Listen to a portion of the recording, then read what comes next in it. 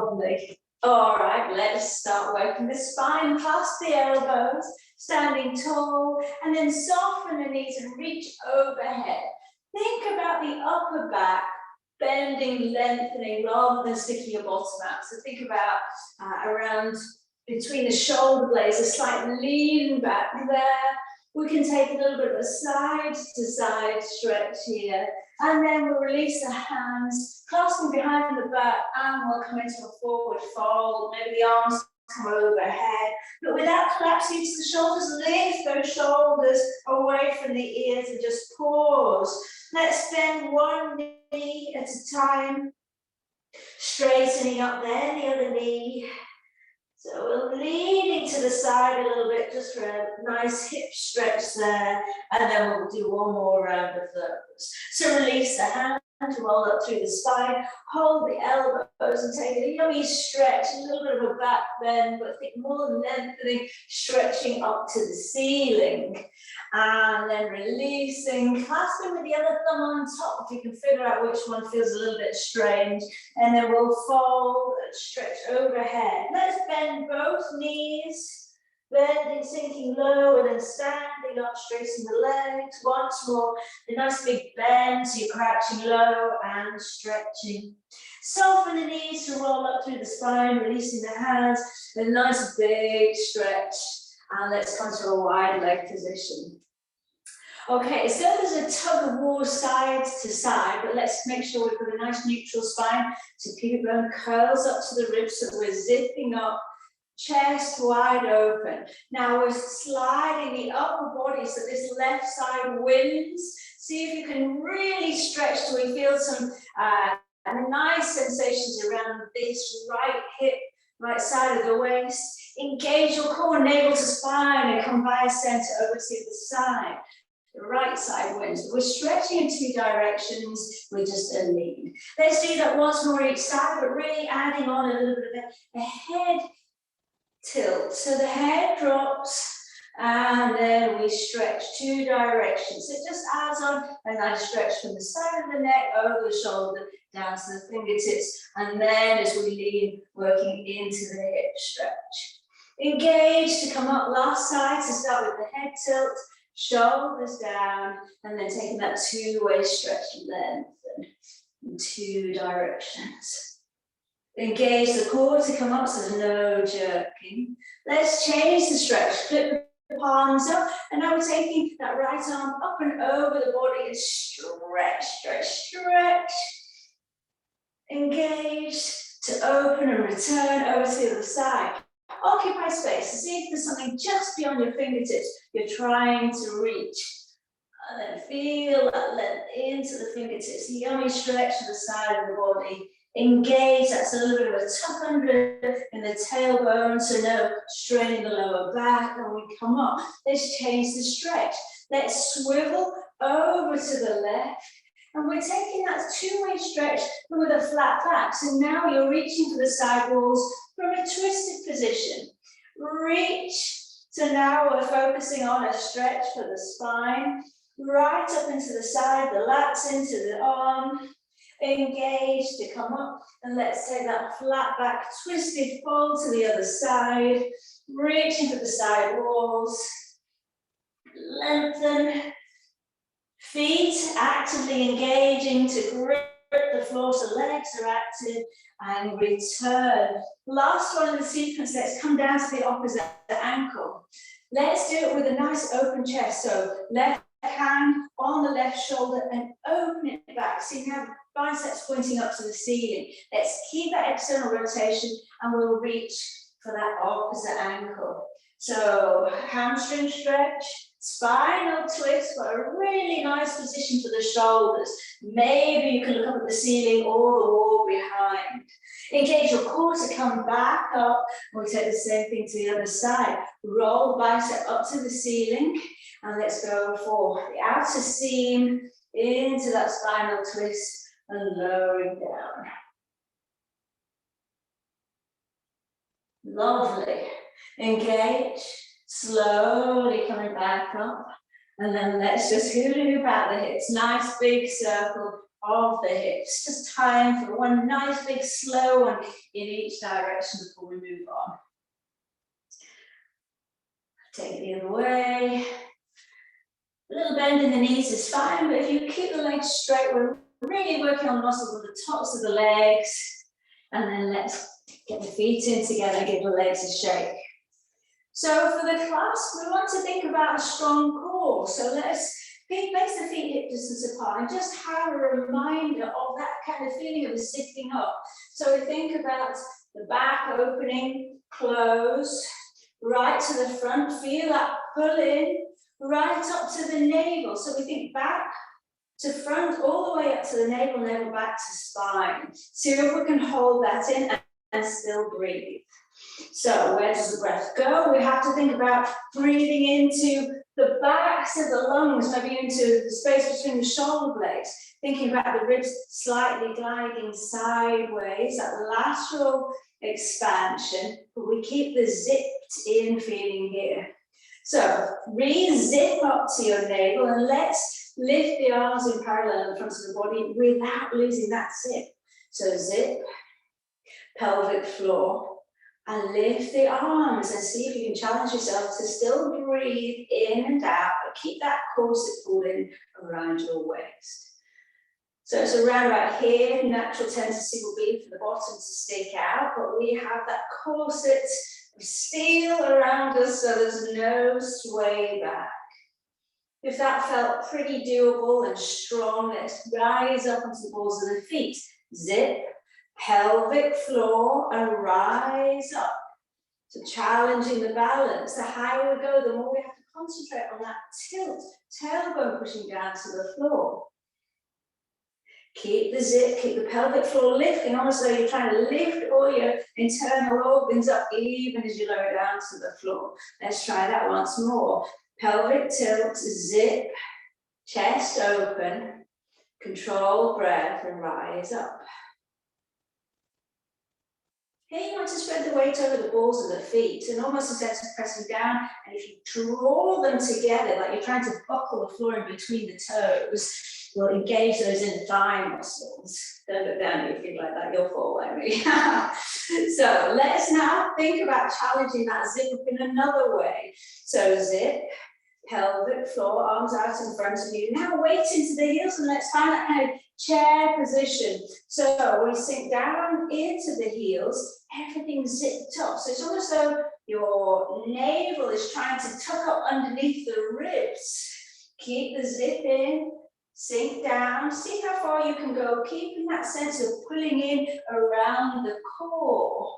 Keep weight into the heels so the knees don't come too far over the feet. That will put undue stress on the knees. Re-zip up and press into the heels, rooting down through the heels to come back up. Very strong in the legs and the glutes. Let's try once more. Re-zip, create that good positive pattern of behavior, zipping up and then moving. So pelvic floors pulled up. We're starting to sink back into the heels, shoulders down. And remember, it's pulling in for the lower half of the torso. We want to stay nice and open across the chest here. Shoulders down away from the ears. Weights into the heels. Sinking low, like we're trying to sit in a chair. We just can't find it. It's nearly there. And then pressing into the heels to come up. Have a shake out of the legs. So now let's think about the fronts and the backs of the legs, giving them a little stretch. So we'll use a pyramid stance for this. So everyone step your right foot forwards. And we want to keep the feet still about hip width apart. So you can just see a little bit of daylight between the legs, but the toes are pretty much pointing forwards. Bottom tucked, shoulders back and down. Left hand by your side, right arm up to the ceiling. And in this position alone, we can work the body so strongly. Press the feet into the floor, and as if you're trying to buckle the floor between the feet and draw the scissor the thighs together. Okay, so that keeps the legs nice and active. Now the thumb overhead, reach for the wall behind, so we're stretching back with the shoulder down. Little finger of the lower hand, reaching for the wall behind. Find that zip and the pelvic floor lifts. So standing still can look so simple, but every muscle in the body is engaged here. We're starting to hinge forwards from the hips, then simultaneously the arms will switch. Don't worry about coming too far initially, let's just feel this movement with everything engaged. So shoulders stay down away from the ears, stretching. So that's the idea of a two-way stretch. Engage, zip up, and return to standing. Ooh, so let's try 3 more of those. Bottom tucked, find the zip from back to front, pelvic floor lifts, starting from that really strong position, reaching the wall behind, top thumb, lower little finger, and then hinging forwards from the hips. We're coming as far forwards as you feel you can keep that pull-in and engagement in the core. So don't worry about coming parallel to the floor. More think about how long the spine is, how engaged and grounded we are through the feet. Feel that two-way stretch from fingertips of one hand to the fingertips of the other. The zip in before we move to come back up to standing. Straight into another 2. You can breathe in to prepare. Zip up, bottom tuck, so get a nice little hip flexor stretch there, and then off we go. Now, if your front knee feels a little bit compromised, add a little bit of a bend. Definitely no locking out of the knee. Zip and return. As soon as we engage as many muscles in the body as possible, last one here, we're so much more smooth in the movement and controlled. You're using far more calories here, but then we're moving safely, mindfully. And shake out. Probably that front leg might have had a little bit more strength, so give it a good waggle, and let's go straight to the other side. Left foot forwards. So for better balance, your feet will maybe be a little bit further apart, but aiming to challenge your balance and get the feet pretty much forwards and hip distance apart at the bottom under. Right hand to the floor, left arm up to the ceiling. Now lift and open, feel that kind of diagonal stretch across the body without compromising that corset. Bottom tucked, hip flexor stretching here. A breath in to prepare, and then we're breathing into the upper lobes of the lungs as we hinge forwards. It might be a little bit different on this side. Now, one extra consideration is if you didn't have enough to think about here, is the angle of the head. If we want to keep the neck in a nice line with the spine, we have to adopt that kind of yogic drishti, a soft gaze, so that as I hinge forwards, the head can lower at the same rate as the torso, so the gap between the chin and the chest stays the same. Always zipping up before we come back up to standing. Can we think about scissoring the thighs together? Very hard to get all these considerations in, but have a go. So it's a two-way stretch here, top thumb, little finger to the back wall, zipping up, coming into that fold, slicing through the air. Careful with the front knee that it's not overlocking, a gentle bend. Should alleviate any niggles there. One more. Deep breath in, zip up, and let's fold. Slice through the air, long spine, the head, the gaze, nice soft gaze, floating down. And then the legs, thighs zipping together, coming all the way up. Amazing. And let's shake out that front knee. Okay, one more standing up with an optional balance here. You can take it to whatever level you feel you want to go. So if we start with the legs a little bit wider, let's just open the knees out, just make sure the knees aren't caving in. So knees open in a thigh stretch here.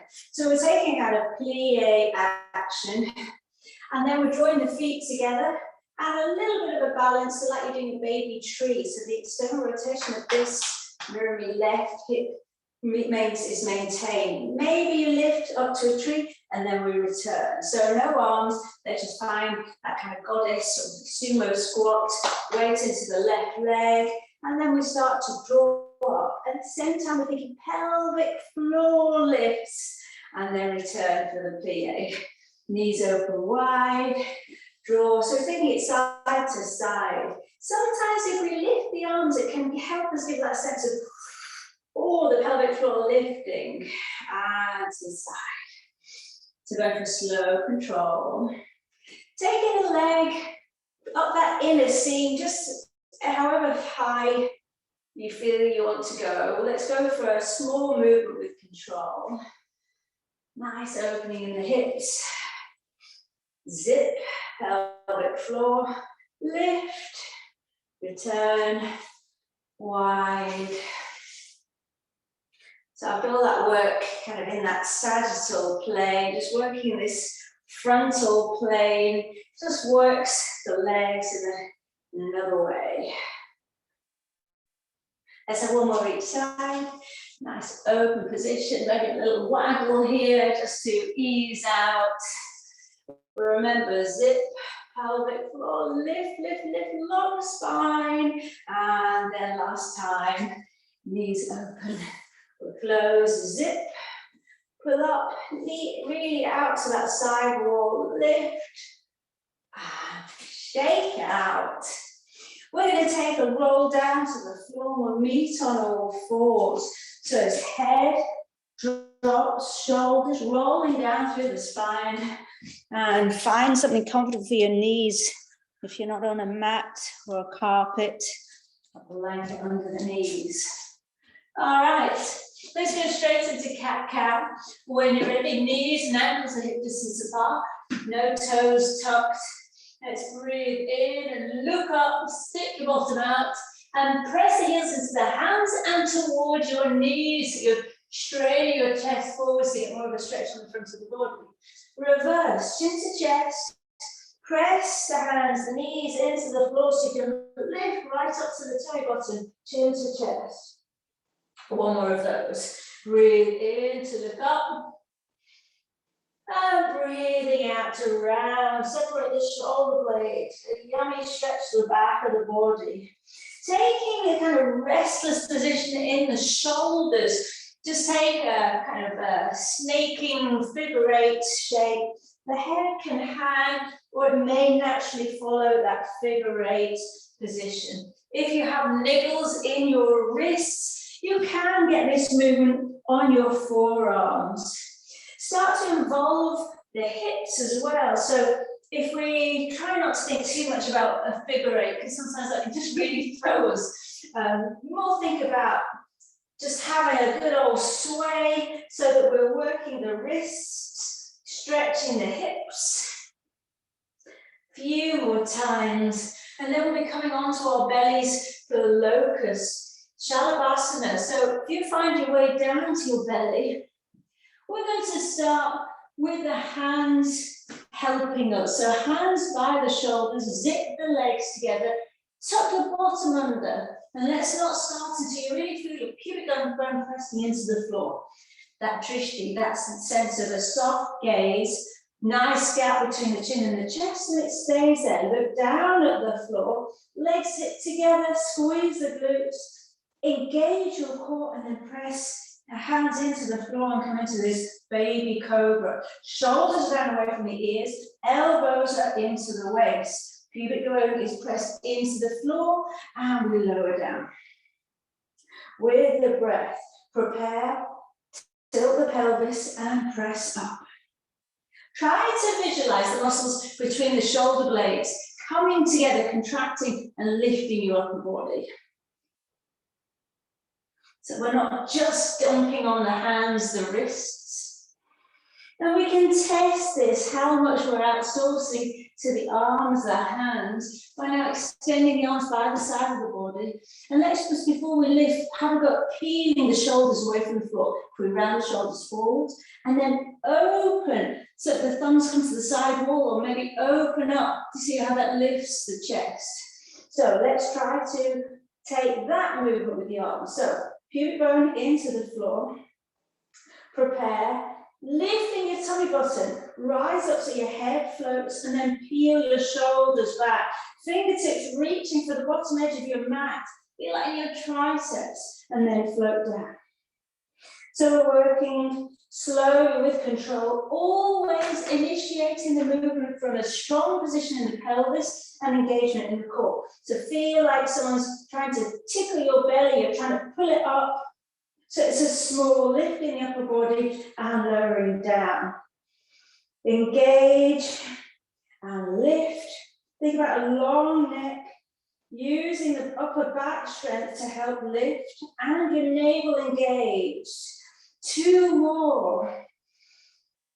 Press the pubic bone in. Any stress in your lower back, make the movement smaller or come back to this position where we have the help of our hands, and it's a much smaller movement, and we can make sure that then the navel is pulling back to the spine. You can almost puff out this area and create air pockets of strength around the spine. And take a child pose. Really well done. Sitting back on the heels, have a little rock, easing out the spine. Let's take a melting heart pose with a thread through. So from all fours, keep the bottom in the air, start to walk the hands forwards. Some people put the chin on the floor here. That really doesn't suit my neck. But if it's good for you, go ahead with that. Otherwise, just around the hairline, the forehead can come to the floor. Fingertips reaching forwards. Just take a little sway with the hips. And then we're going to take the right arm and thread it through. So when you're ready, really lifting the head, thread that right arm through so then you're resting on the right cheek. If you feel comfortable and secure here, turn this side so you can see me. I'm mirroring you. Right cheek on the floor. The top arm can come all the way overhead. Corresponding, the right leg can extend. And pause. So, any niggles in your shoulders, be gentle with this and maybe don't add on these extra elements of the extended arm and leg. Breathing deeply. Because this lower right arm is rooted into the floor, I can almost lean back to increase the space I'm creating in that right shoulder. The stretch. Take another breath here and then we'll take it to the other side. So gently lowering your back knee if it's lifted. Slowly roll it back onto your forehead to release the arm, and we'll go straight to the other side. Here, left arm threading through, left cheek to the floor. And it's not an option only to take the arm overhead. Option only to then extend. So I'm wearing black, so it's hard to see. So the same arm and leg are extended.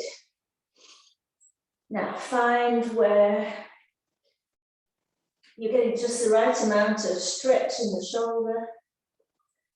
So the additional advantage of taking the arm and the leg into this extended pose like you would in yin yoga is that we're influencing the fascia a little bit more. We're getting a fuller body stretch because we have the twist, this lower arm, the middle finger of this lower hand, all the way up the outer arm, across the back, and then these 2 extreme points of the arm and the ball of the foot of the straightened legs. Right, last breath here. We're coming onto our back, slowly rebend the knee, slowly release the arm, and come onto your back and have a little rock on the spine. Brilliant. So let's take a moment to take a big star stretch in all directions. Spread the palms, point the toes, then curl the toes up to the face and press through the heels of the feet. And then let's set up for Yogi Cycling. So we'll start with both knees into the chest. Come into the middle. Chin tucked into the chest. Only hold the head and lift the head, neck and shoulders if that's good for you. Leave the head on the floor otherwise. If we're holding, the head creates a really strong hammock, so the elbows can come together and the head can dangle. Imprint the lower spine, front ribs together, and as you breathe out, pull up the pelvic floor, engage the core, and we come into that first position. One knee into the chest, the other leg. Maybe it can extend all the way. We lift to meet the thigh, and then we breathe into switch, and we start again, other side. The chest lifts up towards the thigh, and we stretch or work towards stretching the other leg. Breathe into switch, we'll breathe out and lift. Every time we breathe out, let's go right to the end of that exhalation so that we can further pull in that corset around the waist. You're nearly there, so last little push of effort. A little bit of shaking spine. And now check in that you're not yanking on the neck. Let's make sure the head can heavily rest on the hands and the arms do all the work. The higher we come up, the more strongly we're working with those abdominal muscles. We can start to add in an oblique twist, starting to work that lift in the head, neck and shoulders up towards the outside of the lifted knee.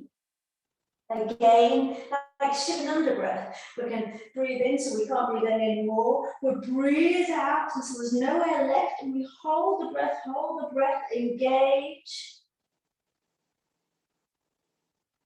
And then we switch. You're doing well. And if you're looking at the clock, don't. You're very near the end. Last few rounds. Let's give it a number.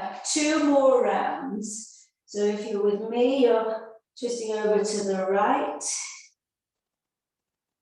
Empty the breath. Breathe into change. Over to the left. Lift. Last set. Breath in to prepare. Last time. To the right. And last time to the left. Empty the lungs, lift and twist. And then hug the knees into the chest. That's always a good one, isn't it?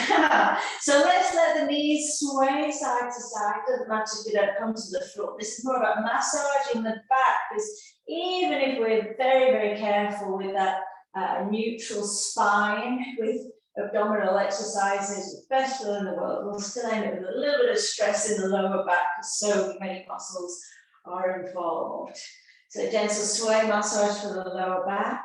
Now let's take hold of the knees, and we'll take the knees into the chest, push them out wide, press them away, maybe the feet find the floor, knees come together. So that mirrored capital D shape. Nice, gentle movement. 2 more in this direction, and then we change direction. All about easing out now. So knees are wide, draw in towards the chest, down the center line of the body. Another time in this direction. And then let's extend the right leg up to the ceiling. Squeeze the back of the leg, self-massage, so underrated, but so helpful. Give a good squeeze to the back of the leg, maybe up into the calf muscle, and then let's point the toes. Can you feel a stretch in the top of the foot? Curl the toes to the face, the heel energetically pressing into the ceiling. A little bit of a waggle, so imagine you've got a drawing pin on the heel of your foot and you're trying to work it into the ceiling. So waggling, external rotation, internal rotation. And then switch, left leg up to the ceiling. Good squeeze to the back of the leg. Maybe up into the calf. Let's point the toes. Stretch, release tension from the front of the foot. Curl the toes to the face, heel up. And then let's find that kind of waggle. Slow though control, so you're externally rotating till you feel that's as far as you can go, and then internally rotating. So we're just using the muscles of the hip So internally, externally. So think about that ball and socket joint. The femur just rotating within the socket. And the knees into the chest.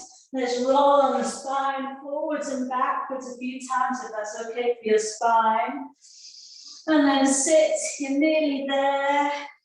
Join me sitting, take a big stretch overhead, climb up. Spread the fingers, I'm really grabbing, use the fingers. Hold the shoulders, elbows together, up. And chest open wide, nice long neck, shake out the head. Breathe in and lift, breathe out and lower. Straight arms, breathe in and reach. And breathe out, flexing the arms down. Hopefully ready for the rest of your day. How was that? And